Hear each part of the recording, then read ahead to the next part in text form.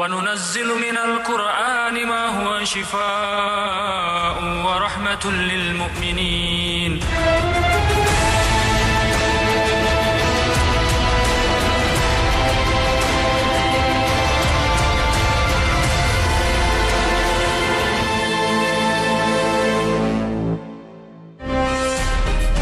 Assalamualaikum warahmatullahi wabarakatuh. Pemirsa Ruqyah yang dirahmati Allah Subhanahu wa Ta'ala, ajakan menuju kesesatan yang dilakukan oleh setan dan jin terhadap manusia dibuat oleh mereka dengan berbagai cara.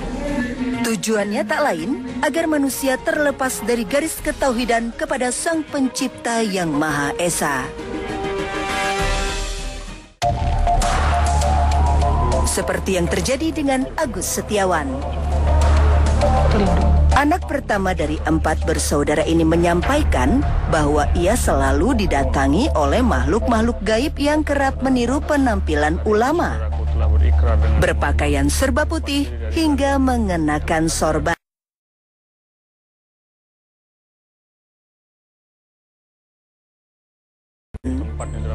Semua itu terjadi setelah Agus mempelajari ilmu aji kesaktian dan kekebalan. Karena saudaraku Agus telah melepaskan kalian.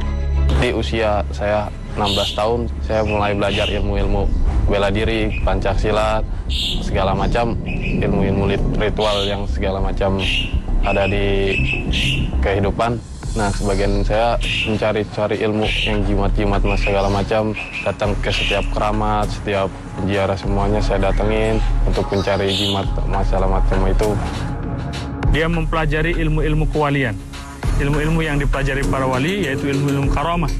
Padahal jelas yang dipelajari ini bukan ilmu karamah, tapi ilmu yang menggunakan bantuan jin. Ini banyak masyarakat kita menganggap bantuan-bantuan jin sebagai karamah. Karamah adalah kemuliaan yang Allah berikan kepada orang-orang yang beriman, kemuliaan yang Allah berikan kepada orang-orang yang bertauhid kepada Allah Subhanahu wa Ta'ala, memurnikan tauhidnya, meninggalkan segala macam bentuk kesyirikan, kemudian Allah berikan pertolongan-pertolongan yang kemudian disebut karamah.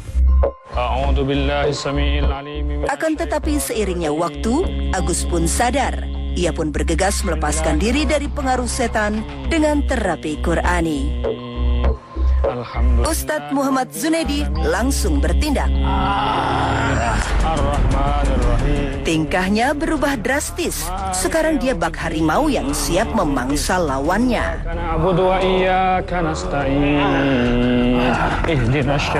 Merasa terancam, jin tersebut tidak mau kalah dan terus berusaha menyerang.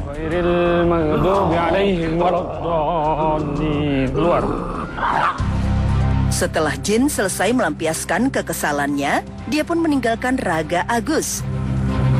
Berbarengan dengan itu, Agus pun sadar.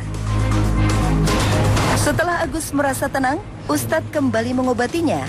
Agus diminta untuk mengucap ikrar pemutus jin. Asyhadu an la ilaha illallah wa asyhadu anna Muhammadar Rasulullah.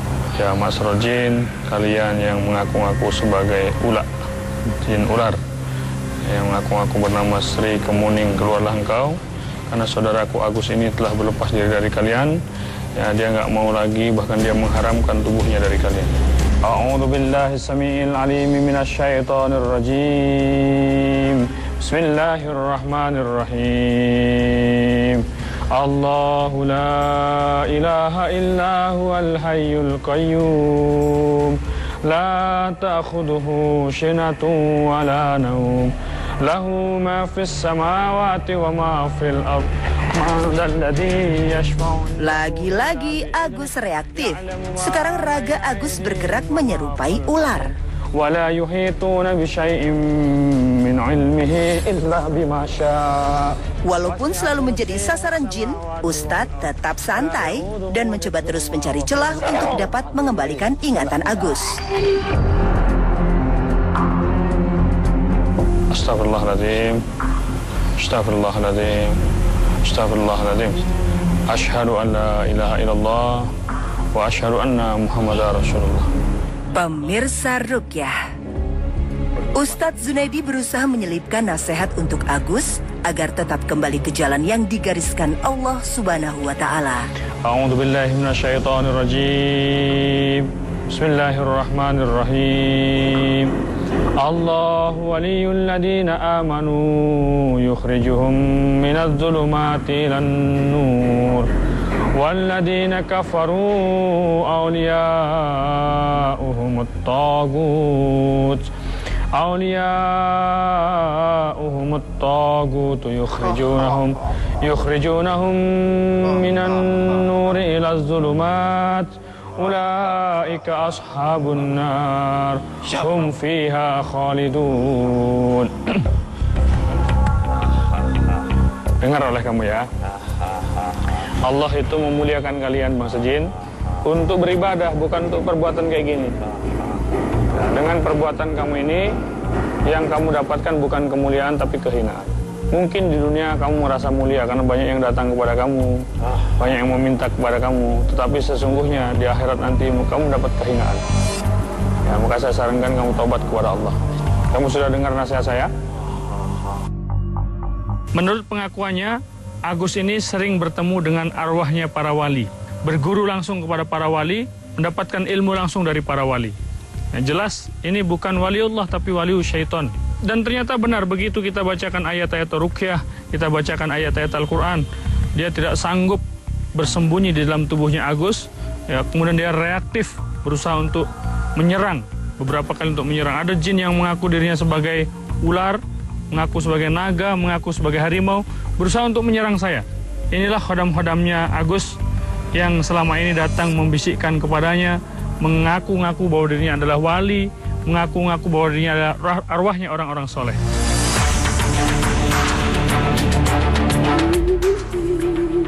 A'udzu billahi minasyaitonir rajim. Tidak sama dengan reaksi sebelumnya, kini Agus seperti merasakan kesedihan berujung tangisan yang berlebihan. Biyadihil mulku wa huwa ala kulli syai'in qadir. Alladzi khalaqal mauta wal hayata liyabluwakum ayyukum ahsanu amala wa huwal azizul ghafur. Alladzi khalaqa sab'a samawatin tibaqa ma tara fi khalqir rahmani min tafawut farji'il basara hal tara min futur. Ini bisa dibedain nggak sih Pak Ustadz, ini sebetulnya tangisan Mas Agus yang menyesali akan kesalahan-kesalahan dia yang dahulu, atau memang jinnya sudah menyadari nih, mendengar seluruh nasihat-nasihat dari Ustadz, akhirnya dia meresapi itu dan menyadari bahwa ini semua juga kesalahan dia. Jadi kalau saya lihat ini tangisannya Agus. Jadi Agus ini sering melakukan perbuatan-perbuatan yang dosa ya, yang dia nggak inginkan, marah sama ibunya. Padahal dia nggak inginkan, dan setelah dia melakukan itu, saya yakin dia menyesal. Nah, tapi hal-hal seperti itu nggak bisa dia tahan gitu ya, karena ada driver lain, ada supir lain dalam tubuhnya. Maka ketika syaitan-syaitan itu pergi, penyesalan itu sebagai bentuk rahmat dari Allah Subhanahu Wa Taala, dan Allah berikan tambahan iman dalam kalbunya. Karena orang-orang beriman itu iza tuliyat alaihim ayatihi jadatsum imana. Ketika dibacakan ayat-ayat Allah, bertambahlah keimanan. Mudah-mudahan isyarat Allah berikan tambahan iman kepada saudara kita. Ya. Lelaki yang menetap di Pondok Aren, Tangerang Selatan ini masih dirundung penyesalan. Coba sekarang saya disaksikan teman-teman yang lain. Ustadz lalu meminta Umiati, perempuan yang telah melahirkan Agus dengan penuh perjuangan ini, untuk lebih mendekat kepada anaknya.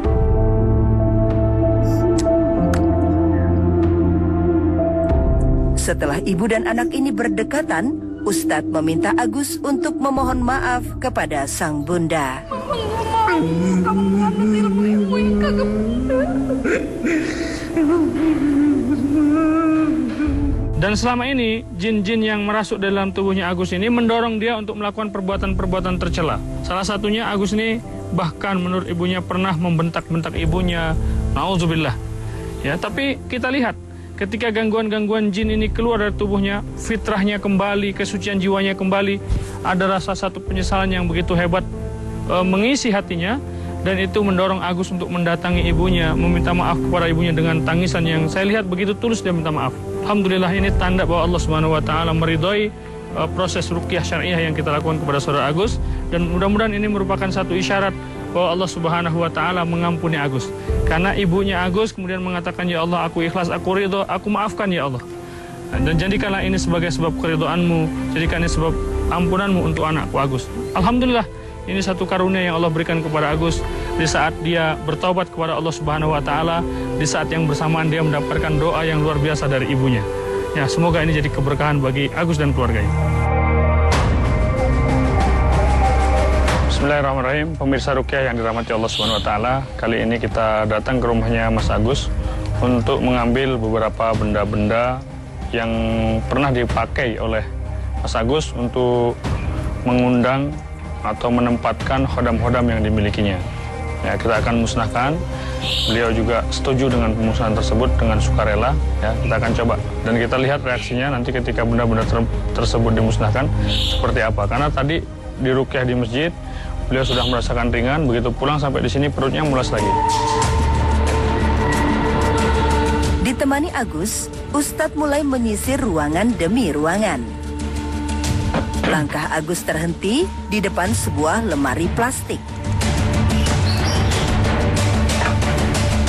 Ini punya Agus sendiri ya. Seperti yang terlihat, Agus memang mempunyai kebiasaan yang aneh, yakni menyukai hal berbau mistis. Ia kerap membeli barang-barang yang berhubungan dengan dunia supranatural sampai rela merogoh kocek lebih dalam. Berikutnya, kami menuju kamar Agus. Ternyata sebuah lukisan harimau menempel di salah satu sisi dinding kamarnya. Ketika Ustadz sedang menghilangkan energi-energi buruk dari lukisan itu, Agus mendadak mual. Tiba-tiba, ibu rumah tangga ini ikut dipengaruhi jin. Ya ma'saral jinni wal insi in istata'tum an tanfudhu min aqtaris samawati wal ardi fanfudhu la tanfuduna illa bisultan wa bi ayyi ala'i rabbikuma tukadziban yurshalu 'alaykuma ashwadun min narin wa nuhasun fala tantashiran.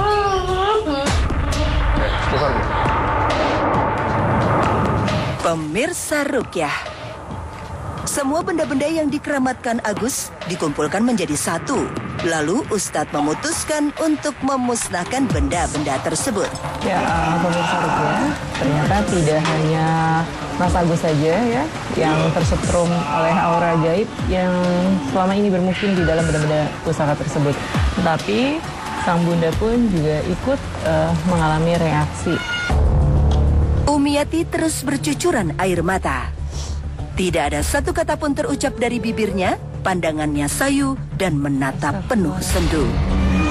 Istighfar. Walaupun dalam hati nggak apa-apa, istighfar. Astagfirullahaladzim. Beda lagi dengan jin yang ada pada jiwa Agus. Walau tidak bisa berbuat banyak, tapi tatapannya terus mengarah ke pembakaran tersebut. Setelah semua benda-benda itu hangus terbakar, ikatan jin yang menjerat Agus dan Umiati lepas. Mereka pun telah pulih ingatannya. Bukan nasab ya, tetapi karena memang ritual itu dilakukan di rumah, maka bisa jadi mudorotnya bukan hanya mengenai Agus, tapi juga bisa mengenai adiknya, bisa mengenai orang-orang yang ada di rumah tersebut. Ketika setan sudah menguasai diri seseorang, maka setan akan merusak segala-galanya. Jadi insya Allah dengan proses ruqyah yang kita lakukan, dengan taubat sungguh-sungguh yang dilakukan Agus, ya gangguan jin ini akan hilang. Tetapi sangat tidak mustahil bahwa gangguan jin ini masuk kembali jika Agus tidak sungguh-sungguh meninggalkan semua itu. Maka gangguan tersebut supaya tidak datang lagi, gambar harimau itu dihapus, dibersihkan. Karena juga tidak boleh kita menyimpan lukisan-lukisan makhluk bernyawa dalam rumah kita.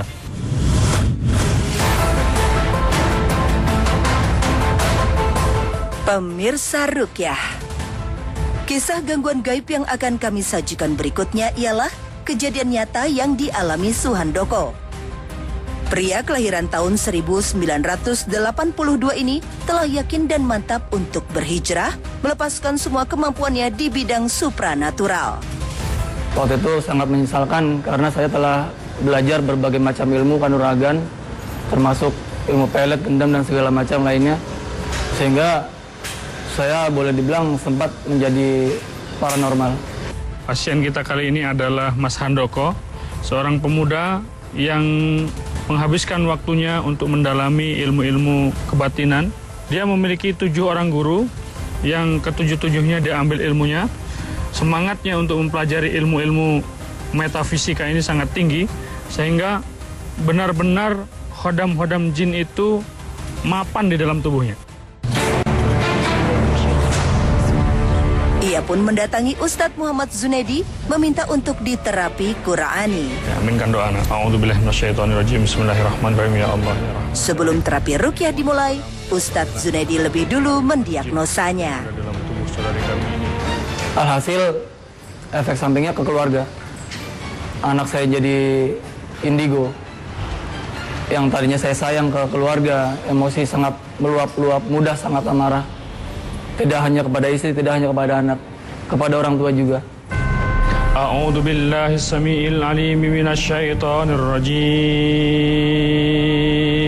Bismillahirrahmanirrahim. Baru saja Ustadz mengumandangkan ayat-ayat ruqyah, ayah 2 anak ini sudah dalam pengaruh jin. Nah, ternyata selain dari unsur-unsur gangguan jin yang sengaja dipelajarinya dari 7 guru yang dimilikinya, dia juga ada unsur nasab karena kakeknya Mas Handoko ini juga adalah seorang dukun. Dan wallahu alam benar atau tidaknya ada jin-jin yang mengaku saya ini kakeknya. Jelas itu bukan kakeknya, tapi jin yang pernah dipakai oleh kakeknya itu sangat mungkin. Bismillahirrahmanirrahim.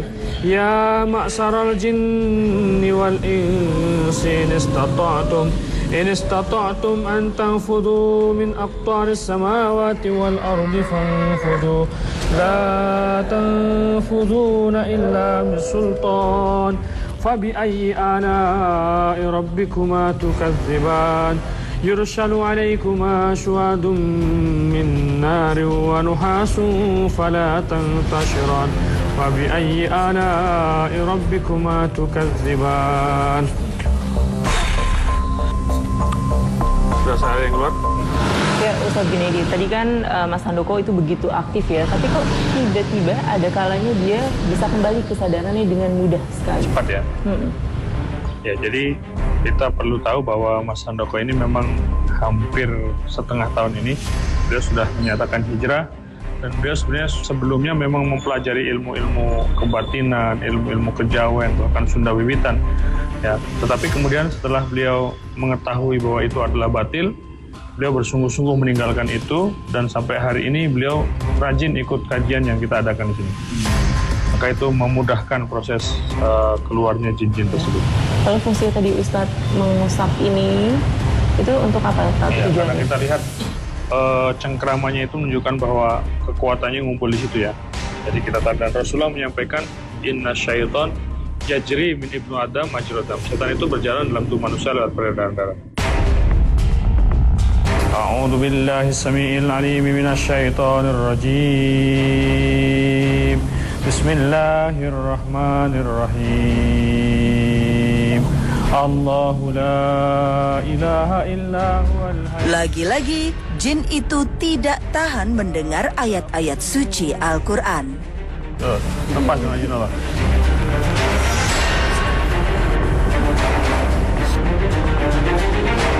Melihat kesadaran Suhandoko ditawan dengan mudah oleh jin, Ustadz memutuskan untuk membuat air ruqyah.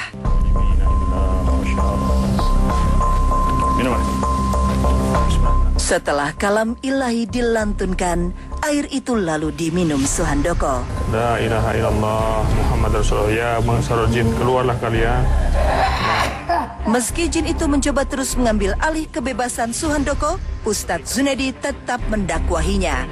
Ngapain kamu tinggal di tubuh ini anak ini? Bentengi awak. Oh, bentengi badannya. Aku harap ngabdi. Oh, kamu ngabdi di masjid sini juga boleh kok. Ya, ini kan Mas Handoko kan ngajar ngaji juga di masjid sini. Tapi kamu nggak boleh di dalam tubuhnya. Kamu tinggal di masjid ini juga banyak saudara-saudara kamu dari bangsa jin. Ya, bikin dakwah di sini. dakwah kepada bangsa jin.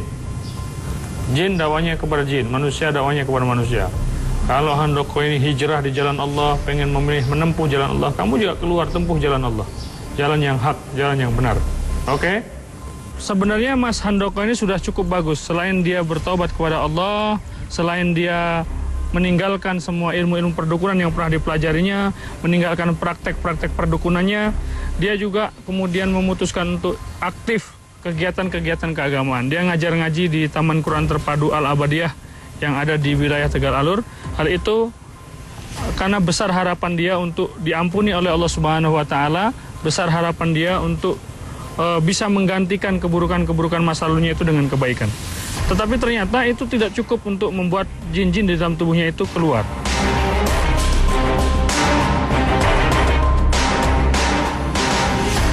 Bismillahirrahmanirrahim. Allahu la ilaha illa huwal hayyul qayyum. La ta'khudhuhu sinatun wa la nawm. Lahu ma fis samawati wa ma fil ard. Man dzalladzi yashfa'u 'indahu illa bi'idhnihi. Ya'lamu ma baina. Tetapi kini perangainya berubah. Berbagai jurus pamungkasnya ditampilkan. Ilmihi illa bima syaa. Wasi'a kursiyyuhu as-samawati wal ard. Wa la ya'uduhu hifdhuhuma wa huwal 'aliyyul 'azim. Kenapa gangguan-gangguan jin ini begitu sulit untuk diusir dari tubuhnya? Karena ada satu kekuatan gaib yang terpola di dalam tubuhnya, sehingga membuat jin-jin ini sulit untuk dikeluarkan dari tubuhnya. Terpola lewat sebuah ritual yang dilakukannya, atau lewat ritual pengundang jin yang dilakukan dengan sadar. Bisa juga terpola melalui benda-benda pusaka yang sengaja diritualkan agar powernya lebih kuat, atau juga bisa terpola lewat pewarisan yang dilakukan oleh leluhurnya kepada anak cucunya. Bismillahirrahmanirrahim. Allahu waliyul ladina amanu yukhrijuhum minaz zulumati ilan nur walladina kafaru awliya'uhumut tagut